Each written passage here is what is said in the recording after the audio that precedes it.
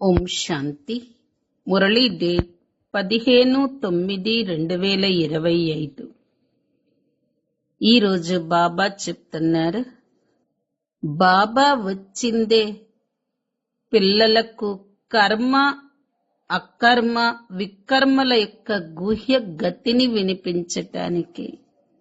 ఎప్పుడైతే ఆత్మ శరీరం రెండూ పవిత్రంగా ఉంటాయో అప్పుడే కర్మలు అకర్మలుగా అవుతాయి.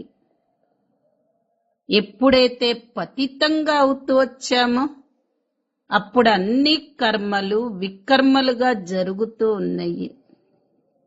ఆత్మ పైన తుప్పు పట్టటానికి కారణం ఈ వికారాలు. పతితంగా అవ్వటం వల్లే తుప్పు పడుతుంది. ఆత్మ మీద తుప్పు ఉన్నదానికి గుర్తేంటి? ఆత్మ పైన తుప్పుంటే పాత ప్రపంచ ఆకర్షణ ఇంకా లాగుతూనే ఉంటుంది. బుద్ధి అనేది అశుద్ధత వైపుకు వెళుతూ ఉంటుంది. ఇంక వీరు యోగం ఏం చేయగలుగుతారు?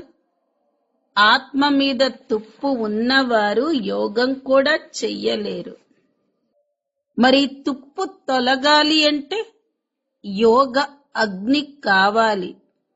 తుప్పుంటే యోగం కుదరదు, కానీ యోగానికి ప్రయత్నించండి.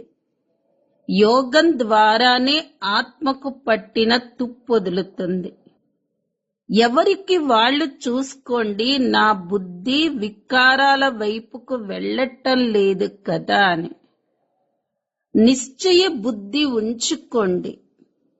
ఎప్పుడూ సంశయంలోకి రాకండి. వికారాలను తొలగించుకోవాలి అంటే ఒకటి స్వధర్మంలో స్థితవ్వండి, 2 బాబా స్మృతిలో ఉండండి. అప్పుడే వికారాలను తొలగించుకోగలుగుతాము. సంగమ యుగము అంటేనే అభినందనల ద్వారా వృద్ధిని పొందే యుగం. బాబా అభినందనలు, పరివార అభినందనల ద్వారానే మనందరి పాలన జరుగుతుంది. మనం సంతోషంగా ఉండగలుగుతున్నాము. మనం కూడా విశాల హృదయంతో, దయాభావంతో దాతగా అయి ప్రతి గడియ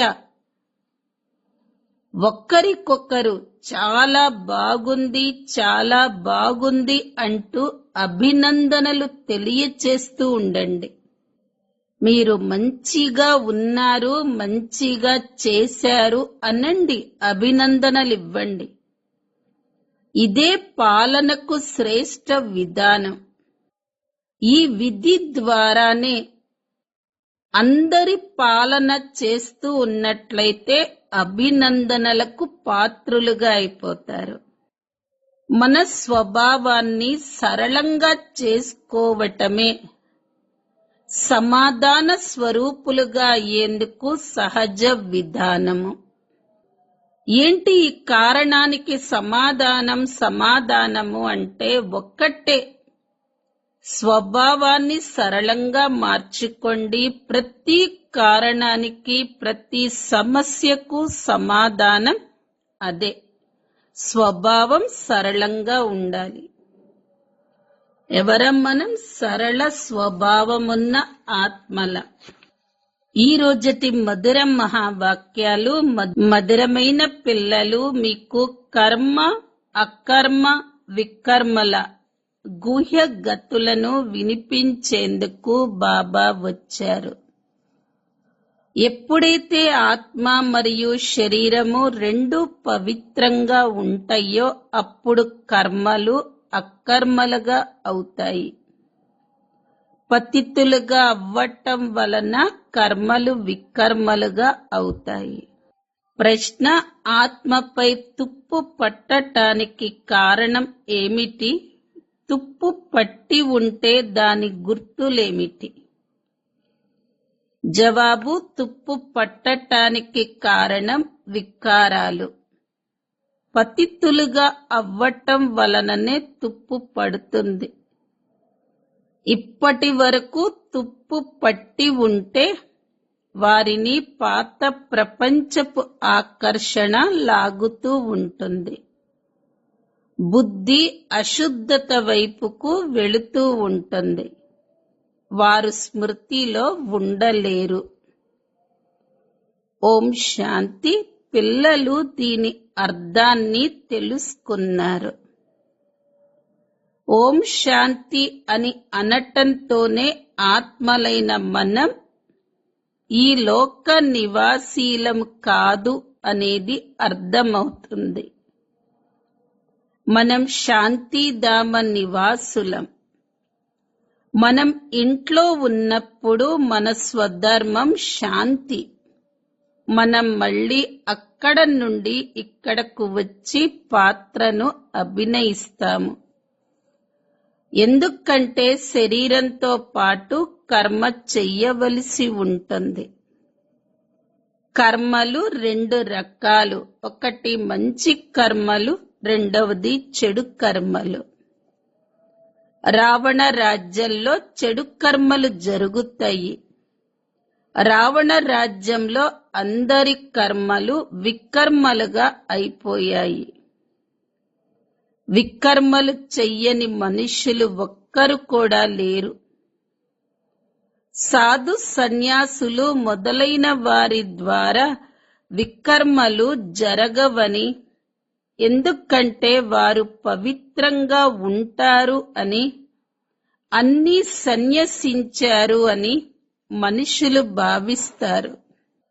కానీ వాస్తవంగా పవిత్రత అని దేనినంటారో వారికి ఏ మాత్రమూ తెలియదు. తాము పతితులమని భావిస్తూ పతిత పావనుణ్ణి పిలుస్తూ ఉంటారు. ఎప్పటి వరకైతే వారు రారో అప్పటి వరకు ప్రపంచం పావనంగా అవ్వదు. ఇది పతిత పాత ప్రపంచం. కావుననే పావన ప్రపంచాన్ని స్మృతి చేస్తూ ఉంటారు. పావన ప్రపంచంలోకి వెళ్ళినప్పుడు ఈ పతిత ప్రపంచాన్ని ఎవరూ గుర్తు చేసుకోరు. ఆ ప్రపంచమే వేరు. ప్రతి కొత్త వస్తువు మెల్లగా పాతబడుతుంది కదా. కొత్త ప్రపంచంలో ఒక్క పతితాత్మ కూడా ఉండే అవకాశం లేదు. పరంపిత పరమాత్మ కొత్త ప్రపంచపు రచయిత. తానే పతిత పావనుడు. మరి వారి రచన కూడా తప్పకుండా పావనంగానే ఉండాలి. పతితుల నుండి పావనులుగా, పావనుల నుండి పతితులుగా అవుతారు. ఈ విషయాలు ప్రపంచంలోని వారెవరి బుద్ధిలోనూ నిలవవు. కల్ప కల్పము బాబానే వచ్చి అర్థం చేయిస్తారు. పిల్లలైన మీలో కూడా కొందరు నిశ్చయ బుద్ధులుగా అయ్యి మళ్ళీ సంశయ బుద్ధులుగా అవుతారు. మాయ ఒక్కసారిగా వారిని మింగేస్తుంది. మీరు మహారథులు కదా. మహారథులనే ఉపన్యాసం ఇవ్వటానికి పిలుస్తారు. మీరొకప్పుడు పావనులుగా, పూజ్యులుగా ఉండేవారు అని మహారాజులకు కూడా అర్థం చేయించాలి. ఇప్పుడు ఈ ప్రపంచమే పతిత ప్రపంచం. పావన ప్రపంచంలో భారతవాసులే ఉండేవారు. భారతవాసులైన మీరు దేవీ దేవతా ధర్మానికి చెందిన ద్వికిరీటదారులుగా, సంపూర్ణ నిర్వికారులుగా ఉండేవారు. మహారథులు ఈ విధంగా అర్థం చేయించాలి కదా. ఈ నషాతో అర్థం చేయించాలి. భగవాను వాచ, కామచితిపై కూర్చోవటం వల్ల నల్లగా అయిపోతారు. మళ్ళీ జ్ఞాన చితిపై కూర్చోవటం ద్వారా తెల్లగా అవుతారు. ఈ విధంగా ఎవరైతే అర్థం చేయిస్తారో వారు కామ చితిపై కూర్చునే అవకాశం లేదు.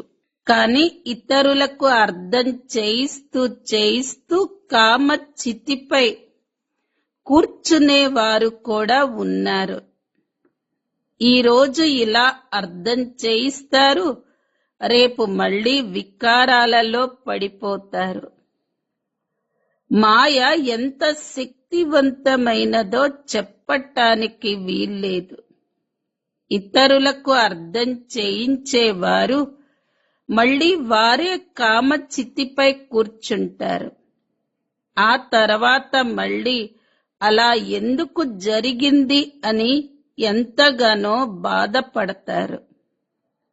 ఇది ఒక బాక్సింగ్ కథ. స్త్రీని చూడగానే ఆకర్షణ కలుగుతుంది. వికారాలలోకి వెళ్ళిపోతారు. మాయ చాలా శక్తివంతమైనది. ప్రతిజ్ఞ చేసి మళ్ళీ కింద పడిపోతే 100 రెట్లు శిక్ష పడుతుంది. వారు శూద్ర సమానంగా పతితంగా అయిపోయినట్లే. అమృతాన్ని తాగి మళ్ళీ బయటకు వెళ్లి ఇతరులను బాధించినట్లుగా వికారాలకు లోనవుతే భక్తిలో గాయనం కూడా చేస్తారు. 2 చేతులతోనే చప్పట్లు మ్రోగుతాయి. ఒకే చేతితో చప్పట్లు మ్రోగవు. ఇద్దరూ వికారులుగా అవుతారు. ఒకరు సమాచారాన్ని ఇస్తారు, ఇంకొకరు సిగ్గుతో సమాచారాన్ని కూడా ఇవ్వరు. బ్రాహ్మణ కులంలో అప్రతిష్ట పాలవుతామని భావిస్తారు. యుద్ధంలో ఎవరైనా ఓడిపోతే హాహాకారాలు చేస్తారు. అరే, ఇంత పెద్ద వస్తాదును కూడా పడేసిందే. ఇలా ఎన్నో యాక్సిడెంట్లు జరుగుతూ ఉంటాయి. మాయ దెబ్బతీస్తుంది. చాలా ఉన్నతమైన లక్ష్యం కదా. ఇప్పుడు సతో ప్రధానంగా సుందరంగా ఉన్న పిల్లలైన మీరే కామచితిపై కూర్చోవటం వలన నల్లగా తమో ప్రధానంగా అయిపోయారు అని బాబా అర్థం చేయిస్తారు. రాముణ్ణి కూడా నల్లగా చూపిస్తారు. అనేక మంది చిత్రాలను నల్లగా తయారు చేస్తారు. కానీ ముఖ్యమైన వారిని గురించే అర్థం చేయించటం జరుగుతుంది. ఇక్కడ రామచంద్రుని నల్లని చిత్రం ఉంది. దానిని అలా నల్లగా ఎందుకు తయారు చేశారు అని వారిని ప్రశ్నించాలి. ఇది ఈశ్వరుడు రచన. ఇది ఎంతో కాలంగా వస్తుంది అని వారంటారు. కానీ అసలు ఏమి జరుగుతుందో, అలా ఎందుకు జరుగుతుందో వారికేమీ తెలియదు. కామచితిపై కూర్చోవటం వల్ల పతితులుగా, దుఃఖితులుగా, పైసాకు పనికిరాని వారిగా తయారవుతారని ఇప్పుడు బాబా అర్థం చేయిస్తారు. అది నిర్వికారి ప్రపంచం, ఇది వికారి ప్రపంచం. కావున ఈ విధంగా అర్థం చేయించాలి.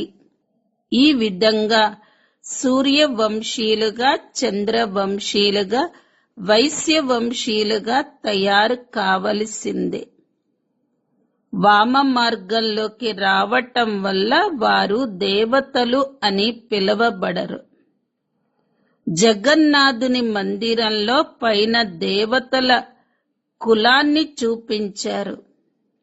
వారిపై దేవతల దుస్తులుంటాయి. కానీ వారి నడవడికను చాలా అశుద్ధంగా చూపిస్తారు. బాబా ఏ విషయంపైనైతే మీ దృష్టి తీసుకువెళతారో దానిపై మీరు ధ్యాసనివ్వాలి. మందిరాలలో చాలా సేవ చెయ్యొచ్చు. శ్రీనాథ్ ద్వారంలో కూడా అర్థం చేయించవచ్చు. వారిని నల్లగా ఎందుకు తయారు చేశారు అని అడుగుతూ ఇలా అర్థం చేయించటం చాలా మంచిది. అది స్వర్ణిమ యుగం, ఇది ఇనుప యుగం. మరి తుప్పు పడుతుంది కదా. ఇప్పుడు మీకు పట్టిన తుప్పు వదిలిపోతుంది. ఎవరైతే అసలు స్మృతే చెయ్యరో వారి నుండి తుప్పు కూడా తొలగదు. చాలా తుప్పు పట్టి ఉన్నట్లయితే పాత ప్రపంచపు ఆకర్షణ లాగుతూ ఉంటుంది. అన్నింటికన్నా ఎక్కువగా వికారాల వల్లే తుప్పు పడుతుంది. వాటి వల్లే పతితులుగా అయ్యారు. నా బుద్ధి వికారాల వైపుకు వెళ్ళటం లేదు కదా అని స్వయాన్ని పరిశీలించుకుంటూ ఉండాలి. మంచి మంచి ఫస్ట్ క్లాస్ అయిన పిల్లలు కూడా ఫెయిల్ అయిపోతూ ఉంటారు. ఇప్పుడు పిల్లలైన మీకు ఇవి అర్థమయ్యాయి. ముఖ్యమైన విషయము పవిత్రతనే. మొట్టమొదటి నుండి ఈ విషయంపైనే గొడవలు జరుగుతూ వచ్చాయి. బాబానే ఈ యుక్తిని రచించారు. మేము జ్ఞాన అమృతాన్ని తాగేందుకు వెళుతున్నామని అందరూ అంటారు. జ్ఞాన అమృతం జ్ఞాన సాగరుడు వద్దే ఉంది. శాస్త్రాలు చదవటం వలన ఎవరూ పతితుల నుండి పావనులుగా అవ్వరు. పావనంగా అయ్యి పావన ప్రపంచంలోకి వెళ్ళాలి. ఇక్కడ పావనంగా అయ్యి మరి ఎక్కడకు వెళతారు? ఫలానా వ్యక్తి మోక్షాన్ని పొందాడు అని మనుషులు భావిస్తారు. మోక్షాన్ని పొందినట్లయితే వారి కర్మకాండలేవి చెయ్యటానికి వీల్లేదు. ఆ ఆత్మకు ఏ కష్టం రాకూడదని, చీకట్లో ఇబ్బంది పడకూడదని జ్యోతిని వెలిగిస్తారు. ఆత్మ ఒక శరీరాన్ని వదిలి ఇంకొక శరీరాన్ని తీసుకుంటుంది. ఇది ఒక్క క్షణకాలపు విషయం. మరి అంధకారం ఎక్కడ నుండి వచ్చింది? ఇది ఒక సాంప్రదాయంగా వస్తుంది. ఇదివరకు మీరు కూడా ఇది చేసేవారు. ఇప్పుడు మీరు చెయ్యరు.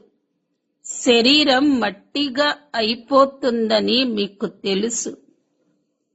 అక్కడ ఇటువంటి సాంప్రదాయాలు ఉండవు. ఈ రోజుల్లోని రిద్ధి సిద్ధులలో ఏమీ లేదు. ఎవరికైనా రెక్కలు వచ్చాయి అనుకోండి, వాటితో వారు ఎగురుతారు. ఆ తర్వాత ఏంటి? దానివల్ల లాభమేమిటి? నన్ను మీరు స్మృతి చేసినట్లయితే మీ వికర్మలు వినాశనం అవుతాయి అని బాబా అర్థం చేయించారు. ఇది యోగ అగ్ని. దీని ద్వారా మీరు పతితుల నుండి పావనులుగా అవుతారు. జ్ఞానం ద్వారా ధనం లభిస్తుంది. యోగం ద్వారా సదా ఆరోగ్యవంతులుగా పవిత్రంగా అవుతారు. జ్ఞానం ద్వారా సదా సంపన్నులుగా ధనవంతులుగా అవుతారు. యోగి ఆయుష్ ఎల్లప్పుడూ ఎక్కువగా ఉంటుంది. భోగి ఆయువు తక్కువగా ఉంటుంది. కృష్ణుణ్ణి యోగేశ్వరుడు అని అంటారు. తాను ఈశ్వరుడు స్మృతితో కృష్ణుడుగా అయ్యాడు. అతడిని స్వర్గంలో యోగేశ్వరుడు అని పిలవరు. అతను అక్కడ యువరాజు. గత జన్మలో అటువంటి కర్మలు చేశాడు కాబట్టి అలా తయారయ్యాడు. కర్మ, అకర్మ, వికర్మ గతులను కూడా బాబా అర్థం చేయించారు. అర్ధకల్పం రామరాజ్యం, అర్ధకల్పం రావణ రాజ్యం. వికారాలలోకి వెళ్ళటం అన్నింటికన్నా పెద్ద పాపం. అందరూ సోదరీ సోదరులు కదా. ఆత్మలందరూ సోదరులు. భగవంతుడి సంతానమై మళ్ళీ అపవిత్ర దృష్టితో ఎలా చూడగలరు? బీకేలైన మనం వికారాలలోకి వెళ్ళటానికి వీల్లేదు. ఈ యుక్తి ద్వారా పవిత్రంగా ఉండగలరు. ఇప్పుడు రావణ రాజ్యం సమాప్తమవుతుందని, ఆ తర్వాత ప్రతి ఆత్మ పవిత్రంగా అయిపోతుందని మీకు తెలుసు. అక్కడ ఇంటింటిలోనూ ప్రకాశముంటుంది. మీ జ్యోతి ఇప్పుడు వెలిగి ఉంది. జ్ఞానమనే మూడవ నేత్రం మీకు లభించింది. సత్యుగంలో అందరూ పవిత్రంగానే ఉంటారు. ఈ విషయాన్ని కూడా మీరు ఇప్పుడే అర్థం చేసుకున్నారు. ఇతరులకు అర్థం చేయించేందుకు పిల్లలలో నెంబర్ వారీగా శక్తి ఉంటుంది. నెంబర్ వారీగా పిల్లలు స్మృతిలో ఉంటారు. రాజధాని ఏ విధంగా స్థాపన అవుతుంది అనేది ఎవరి బుద్ధిలోనూ లేదు. మీరు సైన్యం కదా. స్మృతి శక్తి ద్వారా పవిత్రంగా అయ్యి మనం రాజు రాణులుగా అవుతున్నామని ఇప్పుడు మీకు తెలుసు. ఆ తర్వాత వచ్చే జన్మలో మీ నోటిలో బంగారపు స్పూన్ ఉంటుంది. పెద్ద పరీక్షలు పాస్ అయ్యేవారు పదవిని కూడా పెద్దగానే పొందుతారు. తేడా అయితే ఉంటుంది కదా. ఎంత చదువు ఉంటే అంత సుఖం ఉంటుంది. ఇక్కడ స్వయంగా భగవంతుడే చదివిస్తున్నాడు. ఈ నశ మీకు ఉండాలి. మీకు ఎంతో శక్తివంతమైన ఆహారం లభిస్తుంది. భగవంతుడు లేకుండా ఈ విధంగా భగవాన్ భగవతిగా ఎలా అవ్వగలరు?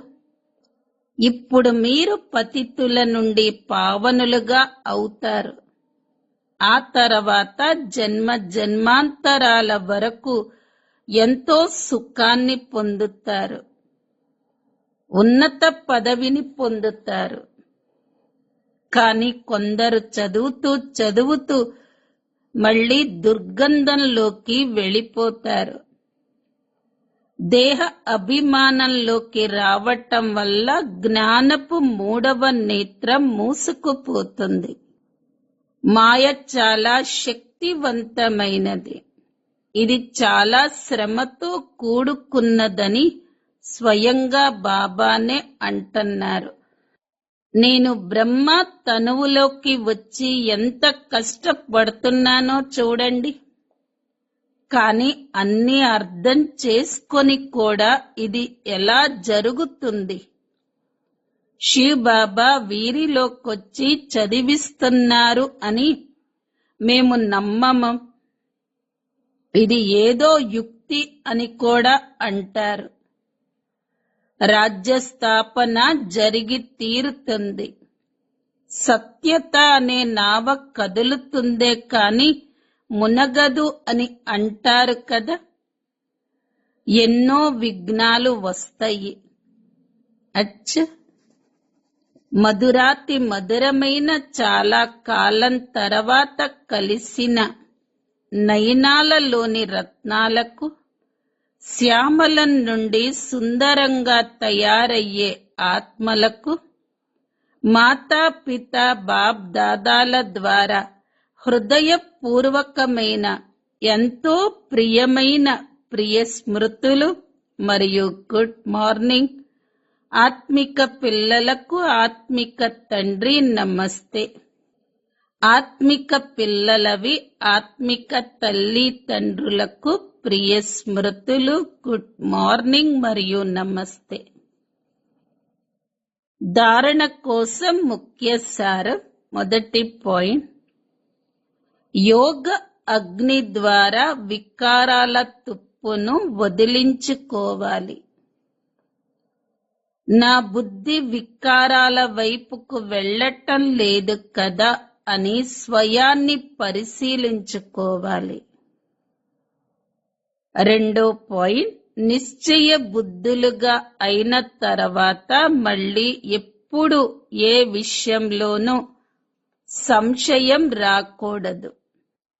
వికారాల నుండి తప్పించుకోవటానికి ఏ పని చేసినా స్వధర్మంలో స్థితి అయి ఉండండి. బాబా స్మృతిలో ఉంటూ చెయ్యండి. వరదానం, శ్రేష్ఠ పాలన యొక్క విధి ద్వారా వృద్ధిని జరిపే సర్వుల అభినందనలకు పాత్ర భవ. సంగమయుగము అభినందనల ద్వారానే వృద్ధిని పొందే యుగం. బాబా యొక్క పరివారం యొక్క అభినందనల ద్వారానే పిల్లలైన మీరు పాలింపబడుతున్నారు. ఈ అభినందనల ద్వారానే నాట్యం చేస్తూ, గానం చేస్తూ, పాలింపబడుతూ, ఎగురుతూ ముందుకు వెళుతున్నారు. ఈ పాలన కూడా అద్భుతమైనది. కావున పిల్లలైన మీరు కూడా విశాల హృదయంతో, దయాభావనతో దాతలుగా అయి ప్రతి గడియ ఒకరికొకరు చాలా బాగుంది, చాలా బాగుంది అంటూ అభినందనలు తెలుపుతూ ఉండండి. ఇదే పాలనకు శ్రేష్ఠ విధి. ఈ విధి ద్వారా సర్వుల పాలనను చేస్తూ ఉన్నట్లయితే అభినందనలకు పాత్రులుగా అయిపోతారు. స్లోగన్, మీ స్వభావాన్ని సరళంగా చేసుకోవటమే సమాధాన స్వరూపులుగా అయ్యేందుకు సహజ విధి. అవ్యక్త ప్రేరణ పాయింట్, ఇప్పుడు లగనం అనే అగ్నిని ప్రజ్వలింపచేసి యోగాన్ని జ్వాలా రూపంగా తయారు చెయ్యండి. పిల్లలైన మీ వద్ద పవిత్రత యొక్క మహాశక్తి ఏదైతే ఉందో ఆ శ్రేష్ఠ శక్తే అగ్నిలాగా పనిచేస్తుంది. అది క్షణంలో విశ్వం యొక్క చెత్తను భస్మం చెయ్యగలుగుతుంది. ఎప్పుడైతే ఆత్మ పవిత్రత యొక్క సంపూర్ణ స్థితిలో స్థితి అవుతుందో అప్పుడు ఆ స్థితి యొక్క శ్రేష్ఠ సంకల్పంతో లగనం యొక్క అగ్ని ప్రజ్వలితమవుతుంది మరియు చెత్త భస్మమైపోతుంది. వాస్తవంగా ఇదే యోగ జ్వాల. ఇప్పుడు పిల్లలైన మీరు ఈ శ్రేష్ఠ శక్తిని కార్యంలో వినియోగించండి. మాతేశ్వరి గారి అమూల్య మహావాక్యాలు. పురుషార్థం మరియు ప్రాలబ్ధంతో తయారైన అనాది డ్రామా. మాతేశ్వరి, పురుషార్థం మరియు ప్రాలబ్ధం రెండు విషయాలు. పురుషార్థం ద్వారా ప్రాలబ్ధం తయారవుతుంది. ఈ అనాది సృష్టి చక్రం తిరుగుతూ ఉంటుంది. ఆది సనాతన భారతవాసి పూజ్యులే మళ్ళీ పూజారులుగా అయ్యి మళ్ళీ ఆ పూజారులే పురుషార్థం చేసి పూజ్యులుగా అవుతారు. ఎక్కటం దిగటము అనే ఈ అనాది డ్రామా ఆట రచింపబడి ఉంది. జిజ్ఞాసువు, మాతేశ్వరి, నాకు ఒక ప్రశ్న వచ్చింది.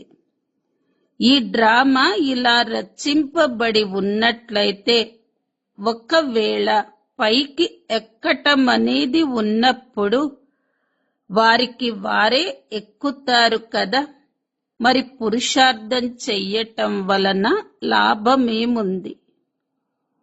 ఎక్కిన వారు మళ్ళీ పడిపోతారు కదా, మరి ఇంత పురుషార్థం ఎందుకు చెయ్యాలి? మాతేశ్వరి, ఈ డ్రామా పూర్తిగా అలాగే రిపీట్ అవుతుంది అని చెప్పారు. మరి సర్వశక్తివంతుడైన పరమాత్మ సదా అటువంటి ఆటను చూసి స్వయం అలసిపోరా?